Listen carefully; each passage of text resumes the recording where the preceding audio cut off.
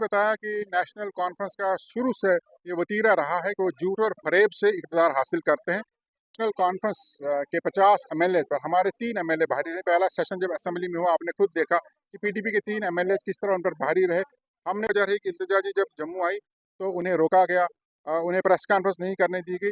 तो उससे ये साफ जाहिर होता है कि कितना डर और खौफ इस वक्त की मौजूदा सरकार नेशनल कॉन्फ्रेंस की जमात को। ऑफिस जम्मू में मौजूद हूँ और मेरे साथ बातचीत करने के लिए एडवोकेट शेख नासिर साहब हैं जो कंटेस्टेड एमएलए हैं इंदरवाल किश्तवाड़ इंदरवाल कॉन्स्टिट्यूंसी हासिल की है। तो नासिर साहब, आज जो यहाँ पे पार्टी के जो है मेंबरशिप बांटी गई, कुछ लोगों को जो है तो ओहदा दिया गया, कुछ लोगों को जो है तो जिम्मेदारी दी गई है, तो इसके हवाले से क्या कहना चाहेंगे आप? जो हर सियासी जमात में मेंबर्स की एंट्री होती है। आप यूँ समझिए कि एक अगले सेशन के लिए मेंबरशिप जो आज लॉन्च हुई, वो पीडीपी की मेंबरशिप आज जम्मू से लॉन्च हुई और इसको लॉन्च करने के लिए आज हमारी पार्टी की सदर महबूबा मुफ्ती साहिबा यहाँ आई थी और कश्मीर से सीनियर लीडरशिप आई थी, जम्मू प्रोविंस के भी सीनियर लीडर्स यहाँ पर थे और सबकी मौजूदगी में आज मेंबरशिप यहाँ लॉन्च हुई। अब ये मेंबरशिप जो है वो डिस्ट्रिक्ट हेडक्वार्टर्स में जा करके लॉन्च की जाएगी, उसके बाद जोन लेवल पर जाएगी। हम ज़्यादा से ज़्यादा लोगों को पार्टी में जोड़ने की कोशिश रहेगी, प्रक्रिया रहेगी और उस हवाले से पार्टी ने आज जम्मू से इसकी शुरुआत की है। हाल ही में जो है इंतखाबात भी हुए हैं, असेंबली के इलेक्शन हुए, काफ़ी ज़्यादा कम सीट जो है पीडीपी को आई है। काफ़ी लोगों ने जो है, तो क्या लगता है आपको, लोगों ने जो पहले इग्नोर किया था कहीं ना कहीं आज जो लोग जुड़ रहे हैं, तो इतने लोग जो है पहले लोग अगर जुड़े होते तो क्या लगता है आपको पार्टी? देखिए, चेंज जो है, तब्दीली, change is law of nature. तब्दीलियाँ होती रहती हैं। पीडीपी 1999 में बनी थी और उसके बाद 2 मरतबा सरकार में रही। आप इसको सिरे से खारिज नहीं कर सकते कि पीडीपी जम्मू कश्मीर एक मजबूत स्थिति में है। चुनाव में हार जीत होती रहती है। अगर दूसरी तरफ देखा जाए, इस बार जो चुनाव नेशनल कॉन्फ्रेंस और कांग्रेस इकट्ठे होकर लड़ रही थी और मैक्सिमम सीट्स पर पीडीपी दूसरे नंबर पर आई और अगर आप कांग्रेस का वोट बैंक उससे बाहर निकालेंगे तो आपको कहीं ना कहीं पीडीपी का वोट नेशनल कॉन्फ्रेंस से ज़्यादा मिलेगा। बहरहाल हार जीत होती रहती है, लेकिन 4 महीने के अंदर जो नेशनल कॉन्फ्रेंस की हवा इतनी जल्दी निकल गई है, अब लोगों का रुझान एक मरतबा फिर पीडीपी की तरफ शुरू हो चुका है। हमें लगता था कि चंद साल के अंदर लोग नेशनल कॉन्फ्रेंस से बदजुन हो जाएंगे क्योंकि नेशनल कॉन्फ्रेंस ग्राउंड पर डिलीवर नहीं कर सकती। ये लोग झूठ और फरेब करके इक़्तिदार हासिल तो करते हैं, लेकिन उस पर टिक नहीं पाते। हमें भी यही लगता था कि शायद 1-2 साल के बाद लोग इससे नाखुश हो जाएंगे, लेकिन इतना जल्दी लोग नेशनल कॉन्फ्रेंस से नाखुश हो गए, ये इसका हमें भी ताज्जुब है। और आपने आज खुद देखा किस तरह से लोग पीडीपी के साथ जुड़ रहे हैं और आने वाली मेंबरशिप के बाद जब फिगर सामने आएंगे, आप लोगों को भी इस बात का अंदाजा हो जाएगा कि अब आने वाला दौर जो है वो पीडीपी का है। देखिए, अगर मैं बात करूं तो किश्तवाड़ में काफ़ी ज़्यादा जो है फ्री बिजली को लेके प्रोटेस्ट हो रहे हैं, क्योंकि आप भी किश्तवाड़ के सिटीज़न है। ये मैं आपको एज ए जो है किश्तवाड़ के सिटीज़न जो है सवाल करूंगा।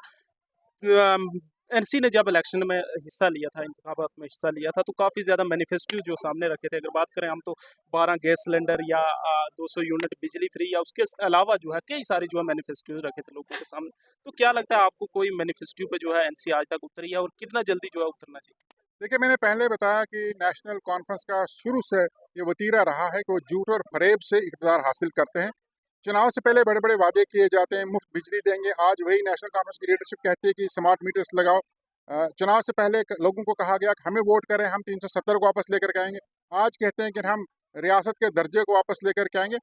लेकिन मेरा ये मानना है, जो नेशनल कॉन्फ्रेंस की डिमांड है कि वो रेस्टोरेशन ऑफ स्टेटहुड चाहते हैं, स्टेटहुड की रेस्टोरेशन का कहीं कंसेप्ट ही नहीं। अगर कॉन्स्टिट्यूशन ऑफ इंडिया को देखा जाए तो स्टेटहुड रेस्टोर नहीं हो सकता, स्टेट क्रिएट हो सकती है। आर्टिकल 3 कॉन्स्टिट्यूशन ऑफ इंडिया ये कहता है कि आप किसी भी नई रियासत को बना सकते हैं, उसकी हदूद चेंज कर सकते हैं, उसका नाम चेंज कर सकते हैं। रेस्टोरेशन ऑफ स्टेट का कोई कॉन्सेप्ट नहीं है। उनकी डिमांड जो है, मैं जायज़ नहीं कहूँगा, मैं कहूँगा कि एग्जिस्ट ही नहीं कर सकती, क्योंकि पहले जो हमारी रियासत थी उसमें जम्मू कश्मीर और लद्दाख लद्दाख एक अलग टेरिटरी है। लिहाजा national conference of creation of state की तरफ जा रही। ये वाहिद एक ऐसी जमात है पीडीपी जिसकी कथनी और करनी में कोई अंतर नहीं है। हम जो कहते हैं, मुफ्ती मोहम्मद सईद साहब का जो मंशूर था, जो पीडीपी का मंशूर था, हमने कहा कि जम्मू कश्मीर में अमन बहाल होगा।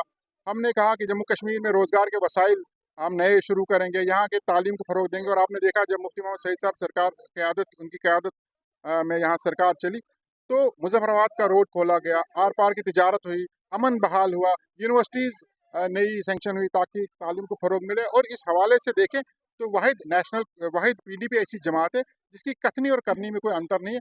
जहाँ तक नेशनल कॉन्फ्रेंस का ताल्लुक है, वो लोग वादे तो करते हैं, लेकिन उसके बाद सिर्फ अपना एजेंडा, उनका जो मखसूस एजेंडा रहता है इक़्तिदार हासिल करने का, उसी पर मरकूज़ रहते हैं।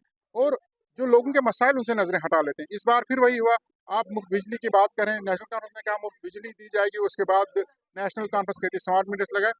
साथ ही साथ आपने हमारे किश्तवाड़ में मुफ्त बिजली एजुकेशन के हवाले से बात की। लेकिन पीडीपी क्या इसको लेके चल रही है? आप तो अपोजिशन में हो, आपका भी जो है फर्ज बनता है कि अपोजिशन की जो पार्टी है वो जो मौजूदा सरकार है उससे जो है तो काम करवाने में जो है तो उससे उनको डांटे, उनका पीछा करें ताकि वो काम। देखिए, पीडीपी बखूबी अपोजिशन का रोल निभाएगी और नेशनल कॉन्फ्रेंस के 50 एमएलए पर हमारे 3 एमएलए भारी रहे। पहला सेशन जब असेंबली में हुआ, आपने खुद देखा कि पीडीपी के 3 एमएलए किस तरह उन पर भारी रहे। हमने 370 की रजिस्ट्रेशन को लेकर के हमारे एमएलए वहीद परा साहब ने शुरुआत की। उसके बाद नेशनल कॉन्फ्रेंस मजबूर होगी रेजोल्यूशन लाने के लिए। ठीक उसी तरीके से आप आने वाला सेशन जो 5 मार्च से शुरू होगा, आप देखेंगे कि असेंबली में 3 एमएलए पीडीपी के 50 पर भारी रहेंगे और हम नेशनल कॉन्फ्रेंस को उनके किए हुए वादे हर महाज पर, हर मोड़ पर याद बिल्कुल दिलाएंगे। नासिर साहब, जैसे आपने कहा कि 3 एमएलए 50 पे भारी रहेंगे, यहीं से मुझे बात याद आई कि परसों 3 दिन पहले इसी जगह पे जब फॉर्मर सीएम की बेटी जब इल्तिजा मुफ्ती यहाँ पे जब प्रेस कॉन्फ्रेंस देने के आए तो यहाँ पे पुलिस के द्वारा जो है उसको रोका गया। तो वो रोकने का क्या था? क्या पीडीपी इतनी कमजोर है? क्या कोई भी पुलिस वाले या कुछ भी जो है उनको रोक सकते हैं प्रेस कॉन्फ्रेंस?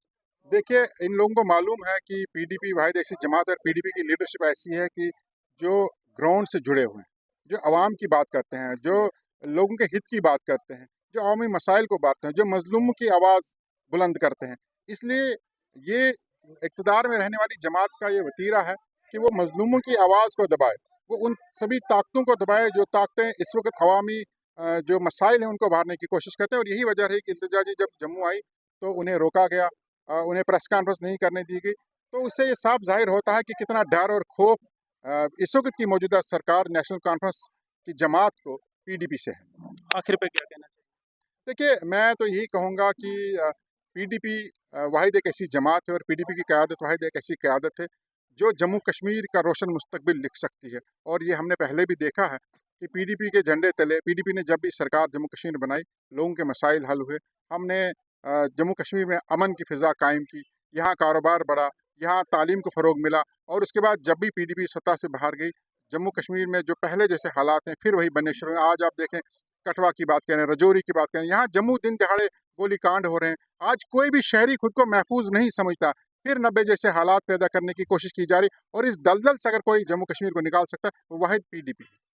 ये थे मेरे साथ है एडवोकेट शेख नासिर साहब। इनका साफ तौर पे ये कहना है कि अब पीडीपी है तो जम्मू कश्मीर के लोग जो है अमन पसंद है, पीडीपी है तो जम्मू कश्मीर के लोग जो है तो खुशी के साथ जी पाएंगे। इनका साफ तौर पे ये कहना है कि कुछ लोग जो है पीडीपी को दबाने की कोशिश कर रहे हैं, लेकिन पीडीपी हरगिज जो है इनके दबाव में नहीं आएगी बल्कि उभर के काम करेगी। देखते रहिए न्यूज़ फ्लैशर। दीजिए इजाजत।